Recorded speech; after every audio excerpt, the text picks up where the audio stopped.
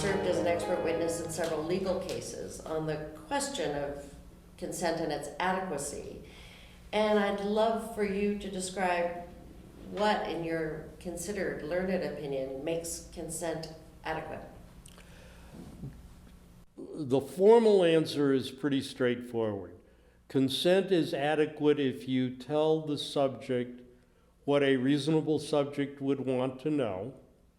That's empirically testable by, if you have a tough problem, you draw a group of subjects as if you were starting the research, and you give them a list of things that they might be told, and you find out empirically what they want to be told. So you must have, to have an adequately informed consent, you tell them what the reasonable subject would want to know, plus or minus what the specific subject would have a unique subjective interest in knowing. And that will come either by the subject conveying to the investigator, I'm really worried about X, Y, and Z. Tell me more about this activity. I'm planning a trip around the world next month.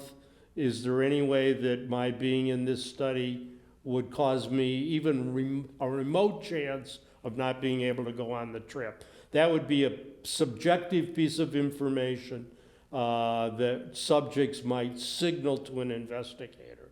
So anything the subject signals, or in other ways the investigator ought to understand is a unique interest of the subject.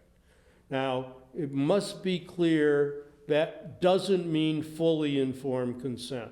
When I hear an investigator tell me as an IRB member that she's getting fully informed consent, I get very nervous because no rational person wants all the information, wants to know the chemical structure of the compound and so forth, wants to know all the data from all the animal studies. Reasonable people don't want all of that. What they want is what reasonable people would want to know, adjusted for the subjective interests of the subject insofar as the investigator has reason to understand what those interests are.